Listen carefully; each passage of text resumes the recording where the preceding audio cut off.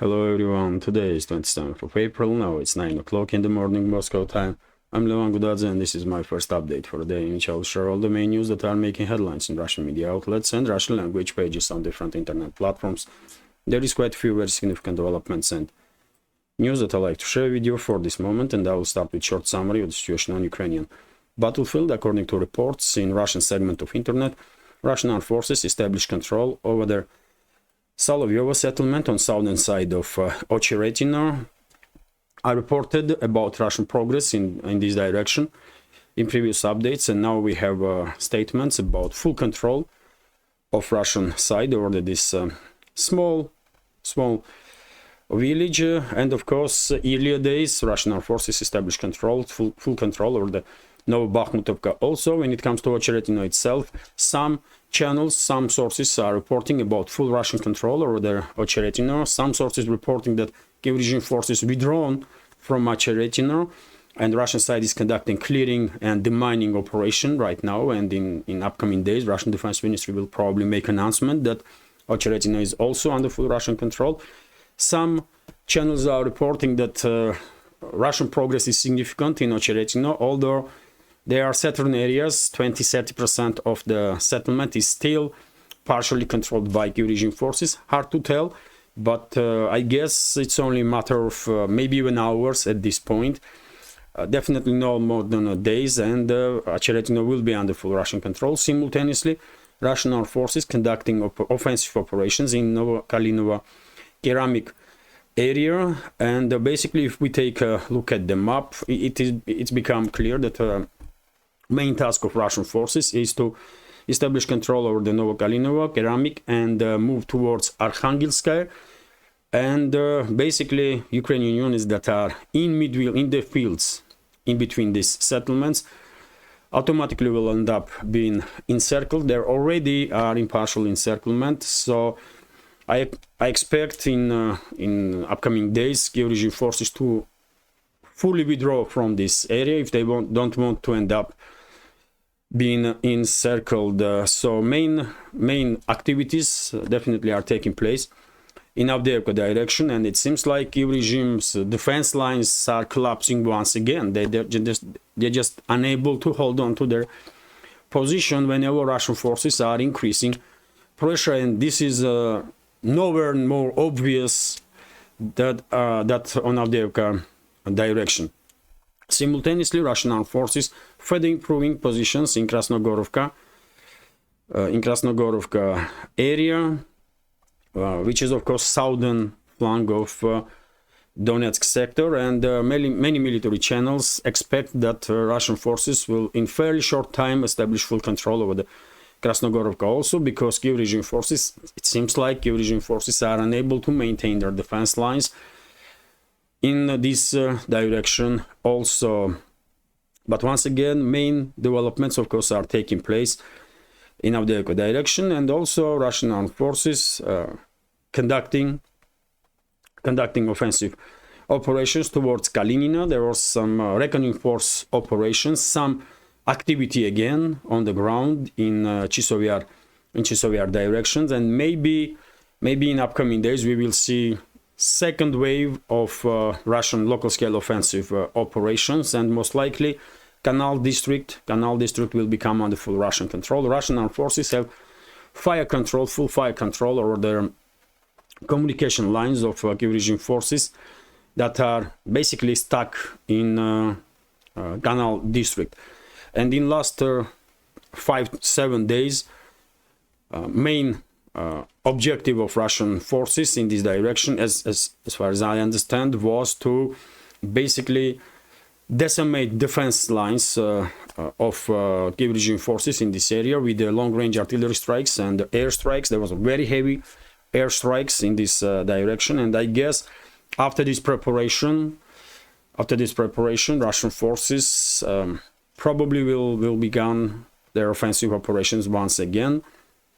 At least we had the information about this reckoning force operation towards Kalinina. And this is it when it comes to short summary of the situation on Ukrainian battlefield. During the night time, Russian armed forces conducted drone and missile strikes against military and logistics infrastructure of Kiev regime, and energo facilities were also targeted that are legit targets because of the double use, because Kiev regime, of course, is using electricity to produce weapons, to transfer military equipment and their manpower by railway, and at least for power stations, energo facilities were significantly damaged or fully destroyed during the night strikes of Russian forces, and I report about it on my Telegram channel. So last night and in the early hours this morning, Russian armed forces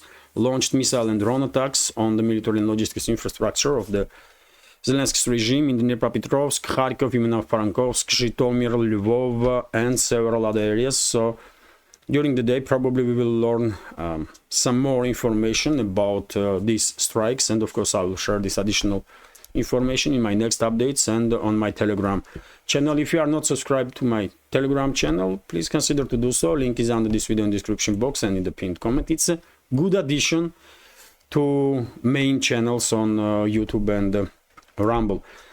Let's continue with some other news now. And RIA Novosti is reporting that during the nighttime, Russian air defense systems shut down 68 drones, 66 of them in Krasnodar region, over the Krasnodar region, and 2 drones over the Crimea. And as a result of this quite a massive attempt of Kiev regime to strike deep inside Russian territory, there was no casualties according to local authorities, although several energo facilities were damaged as a result of this strike. RIA Novosti is reporting, as I just said, during the Russian long-range missile and drone strikes against military and logistics infrastructure of the Kiev regime, at least 4 energo facilities were damaged and destroyed on the Kiev-controlled territories. Gliad newspaper is reporting that Ukrainian armed forces left their positions on one of the strongholds in Krasnogorovka.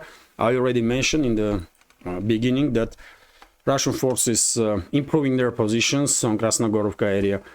Also, although of course main operations are taking place in Avdiivka direction, and it's third times that Kiev regime's defense lines are basically just collapsing. RIA Novosti's report about continuation of the investigation around deputy of the defense minister of Russian Federation, Timur Ivanov. Some information here about properties that he owned, some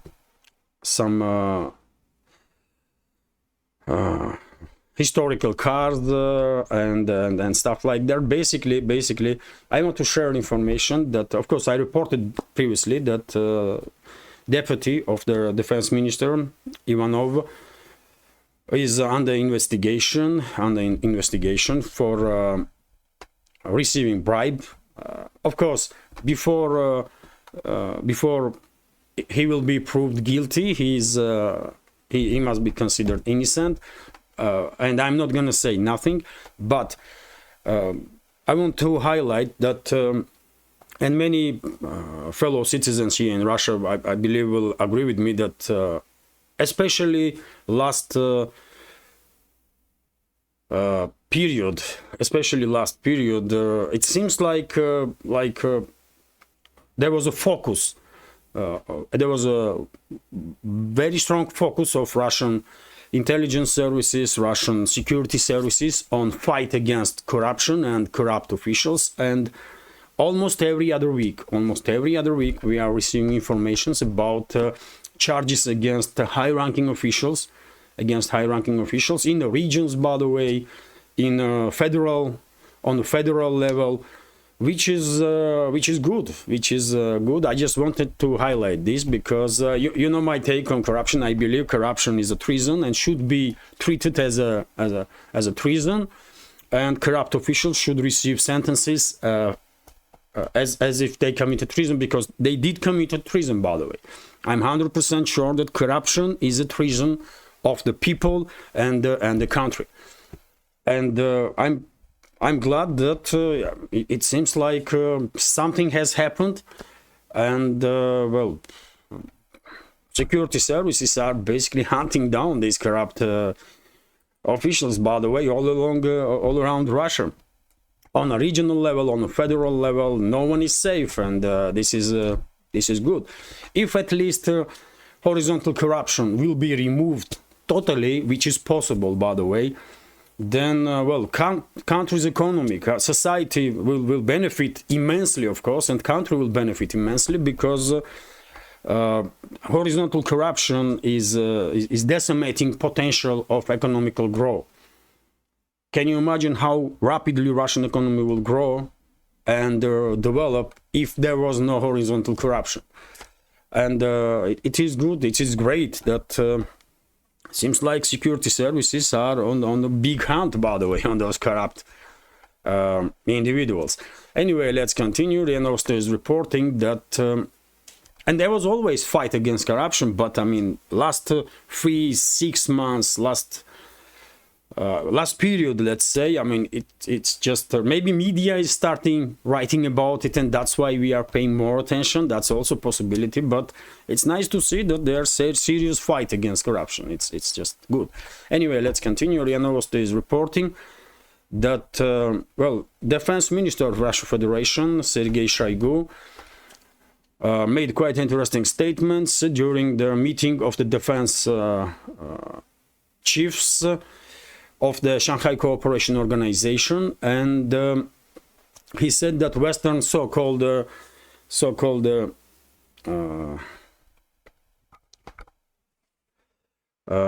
how they call it, советники, западные советники.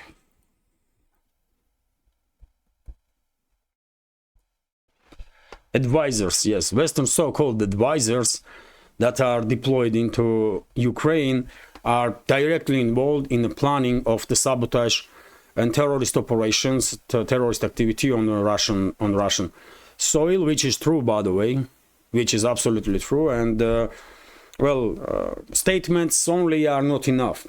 Statements only are not enough, and I hope Russian armed forces will have a green light to take out all those so-called advisors, all of them. No matter from which country and how many of them are presented there, all of them should be neutralized, 100%. And this kind of statement of Russian Defense Ministry may be seen as a last warning that you know what, we know what you are doing there, and we will take care of you. Maybe that's what Defense Minister wanted to basically say indirectly. Who knows? Let's see. RIA Novosti's report that according to Russian partisans, there was in Nikolaev region, there was a precise strike on one of the airfields, in Nikolaev region, Martinovka airfield, which have been prepared by Kyiv regime to conduct strikes against Crimea. Probably Russian armed forces had some intelligence and conducted preventive strikes, and there was huge explosions and secondary explosions, which means that the strike was successful, and at least munition depot was destroyed in that what is the name, Martinovka airfield in Nikolaev region. RIA Novosti is reporting that White House made a statement that US has no Patriot air defense systems to spare to transfer to Kyiv regime. Interesting. This was stated by Jake Sullivan, aide of Biden in national security issues. He stated this for MSNBC during the interview. Interesting.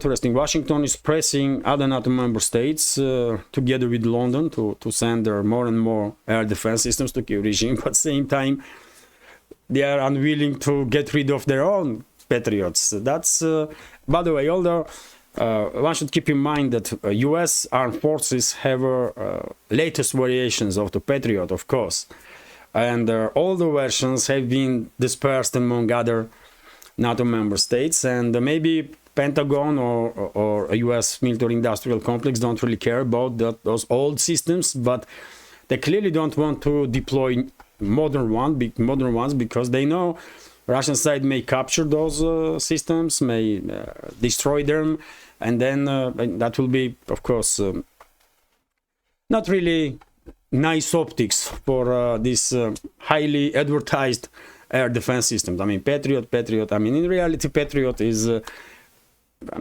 Russian S-300s are probably like 5 times better than 10 times better than Patriots. Patriot is garbage in comparison to Russian S-300. And I remind you that S-300 is Soviet era air defense systems. Latest Patriot is worse than Soviet era Russian S-300. And Russian armed forces have now S-400. And recently, defense minister said that this year Russian armed forces will start receiving S-500 batteries also. So, I mean, what Patriot, man? This conflict highlighted that Western military equipment, highly advertised and promoted worldwide, is basically, I mean, just extremely expensive garbage. That's all, really, man. That's all. No any better than weapon systems that are produced anyway in other countries. Much worse, I will argue. Anyway, let's continue. Vzglyad newspaper is reporting that, Lloyd Austin, head of Pentagon, made the statements that Kiev regime will receive first bunch of F-16s, US-made F-16 fighter jets this year in 2024. Okay, previously there was report that F-16s will arrive in Ukraine during the spring. Then there was a report that F-16s will arrive during the summertime. Now, no precise or somewhat precise time frame. They're just saying, you know what, this year they will be F-16 in Ukraine, or maybe not. Who knows? Who knows? In any case, Russian fighter jets gonna take care of it, and Russian fighter jets, Russian air defense systems will decimate those F-16s as soon as they will arrive.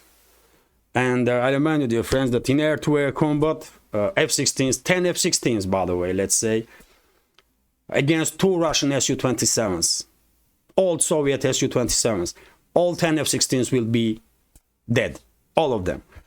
And if there is 2 or 3 Russian Su-35s, for example, latest iteration of this legendary family of Su-27s, if it's Su-35, then no matter how many F-16s they're gonna bring in, like 4 Russian Su-35s will take care of all of them. As long as they have missiles left and any bullets in the gun, they will kill them all.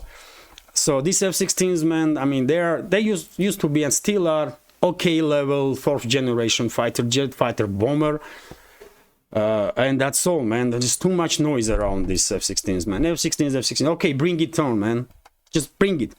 And I want to see how Russian fighter jets are decimating those NATO planes, man, in the air. And we will see it, by the way, if F-16s will arrive this year or next year or whenever. Anyway, let's continue. RT is reporting that, well, Stoltenberg was on a depressive note yesterday, and he said that NATO failed to keep its promises to Ukraine. Okay, insufficient support from the West for Ukraine is the reason for Russia's advances on the battlefield, but more military aid for Kiev is on its way, NATO Secretary General Jens Stoltenberg has said. And by the way, of course, he is lying, by the way. He is lying. Kiev regime already received military aid for, according to Western sources, by the way, for more than 200 billion. 200 billion, by the way. They received thousands of armored personnel carriers, infantry fighting vehicles, tanks, helicopters, planes, Soviet airplanes, Su-27, MiG-29s, Su-24s, and so on. They received thousands of pieces of artillery. They had everything. They received training from NATO, isn't it? And we all see how effectively that training or that huge amount of military equipment was utilized by Kiev regime during this so-called spring-summer offensive in 2023.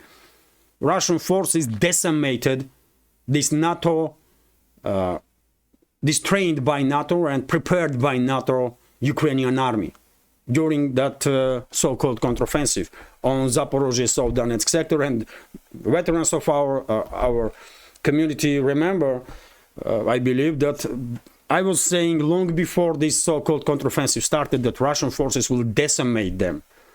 And that's exactly what happened. So Stoltenberg is definitely lying by pretending that if they will send more weapons and more money, Kyiv regime will do some better. No, it's not happening. And now Kyiv regime's biggest issue is not weapons and munition, but manpower. So they can send as many infantry fighting vehicles and as many tanks, as many artillery as they want to, but Kyiv regime has no manpower that is willing to fight and die for Zelensky and his criminal associates or the geopolitical agenda of the Western masters. That's a big issue, but and we all know this. We all know this, but Stoltenberg and the other high-ranking officials in the West, they are trying to somewhat justify why Ukraine or Kyiv regime is losing. They're losing because they are on the wrong side of history. That's the easiest explanation, simplest explanation. All of you, NATO, EU, Kyiv regime, are on the wrong side of history, and they have no chances to defeat force of good. That's all. TASS news agency is reporting that armed forces of US confirmed information about strike on Andromeda Star commercial vessel by Houthi rebels or Ansar Allah movement. And last several days, Houthi rebels were reporting that Israeli vessels, US vessels were targeted in the Gulf of Aden and the Red Sea, and now we have a confirmation of a successful strike of Houthi rebels, at least towards one of their vessels that had connection with Israel and the US. RIA Novosti's report that, and this is quite unfortunate, by the way, of course, that situation is still escalating in the Red Sea and the Gulf of Aden. But if Washington really wants to de-escalate, then they should use diplomacy with Houthi rebels, first of all, and they should do some more to persuade Netanyahu and his government in Israel to start de-escalating, But instead of that, on daily basis, we are receiving more and more information that Netanyahu and his associates are determined to conduct military operation in Rafah, against Rafah, where 1.5 million people are concentrated. It's a huge refugee camp, one may say, and the entire world is afraid that if Israel will conduct this military operation there, casualty number among civilians will be unbelievable. It's already unbelievable. More than 34,000 civilians have been killed by IDF. But in Rafah, this number may double, triple. And the world knows this. World is afraid of such a development. And everyone is calling for Netanyahu to de-escalate. But he is just not listening, at least for now. Let's continue. RIA Novosti is reporting that Blinken, while being in China, start criticizing China and threatening China. I mean, who called this idiot a diplomat, by the way? I mean, how stupid is this Blinken? Does he has any level of education? Does he even finish school? I mean, too stupid, man. Extreme number of these Western so-called elites, officials, are too stupid, really. I mean, too stupid. This idiot went to China and started threatening China with the sanctions against banks, against this and against that, and he wanted to destruct relationships between Russia and China. And well, okay, Chinese leaders probably were watching this clown and saying, I mean, what the hell, man? Why we are spending time by talking to this garbage here? But anyway, China has a different level of the, you know, diplomacy and political games. And Chinese leader Xi Jinping basically said that Washington and Beijing should have to find a way of cooperation and should not be in confrontation.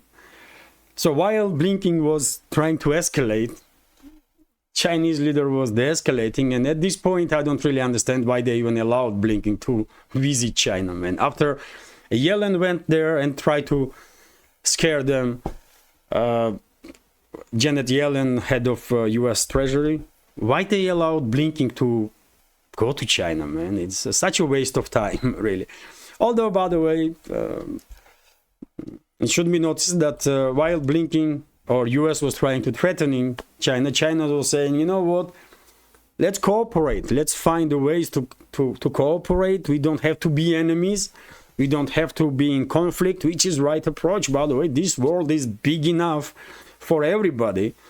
And definitely world will be in a better place if Western states will cooperate with the rest of the world, with respect, with mutual respect. But unfortunately, we all know that Western ruling class don't want cooperation. They want domination, and they are losing it. They are losing their dominant position, and they're losing mind over it. That's all. Anyway, let's continue, and I will end this, I hope, short update on this news that France is to fall out from top 10 global economies according to International Monetary Fund. Right now, France's share in global GDP is a little over 2%, and it will drop below 2%. And in next 10 years, France will no longer be in the top 10 economies of this world. Slow economic growth will push France out of the list of the world's 10 largest economies within the 5 years. Oh, it's even 5 years, not 10 years, according to an updated global outlook before this decade. Yes, before end of this decade. That's it. So Washington-based institution, International Monetary Fund, expects France's share of global GDP in purchasing power parity terms to drop to 1.98% in 2029 compared to 2.2% recorded by IMF analysts last year.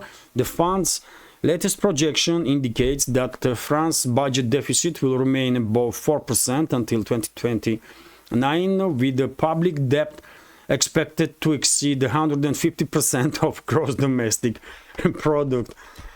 The European Commission previously signaled the potential conflicts within EU fiscal rules in its response to France's 2024 budget plan, stressing that the current outlook poses the risk of negative adjustments by global rating agencies. So yes, France is in French economy, German economy, by the way, British economy.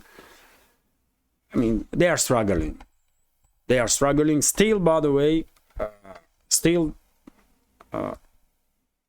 if you go to France, I guess life is okay. You're not gonna feel that you are in a third world country, so-called third world country. Economies still are floating in these major European countries, but according to all the numbers, by the way, that we are receiving, those economies are in a deep trouble, and it's only a matter of time. It's only a matter of time when economical situation will start deteriorating significantly, and eventually, of course, it will have an influence on social fabric also, which is quite unfortunate, by the way, quite unfortunate, because I believe Europe had much better chances for prosperity and maintaining its relevance on a global scale if EU was cooperating with Russia and EU member states. But now, when a majority of European states are in conflict with Russia, they basically are doomed to fail. It's just too obvious.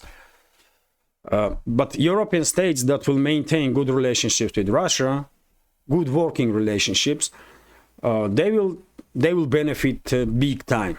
They will benefit big time, that's for sure. And this is it for now. Quite short update, and hopefully you will find it interesting and useful. And if so, please click that like button, leave some commentary just about anything, any topic. This is the only way we can influence algorithm to reach wider audience, more likes and comments. And if you think this channel is interesting, useful, informative, and has some potential and deserves to exist, please consider to support my work with small donations through PayPal, Boosty, or by subscribing to my Patreon page. Excuse me. All the links under this video in the description box and in the pinned comment. And today, by the way, yesterday unfortunately I was unable to make second update for Patreon. Today I will upload a new episode of Streets of Moscow there, and I will try to upload to publish news update also. But what I wanted to say before I go is that if everything goes according to plan, today I will have a second internet provider. I'm waiting now for masters to bring some whatever necessary in terms of technique, and I will have 2 internets now. So hopefully at least one of them will work properly, and I will resume live streams at least on YouTube for now. So maybe tomorrow I will be able to make live stream on YouTube, traditional Sunday live stream. Let's see. No promises, but anyway, thank you very much for your attention, for your support. Have a great day and take care. Have a great weekend, by the way. Have a great weekend.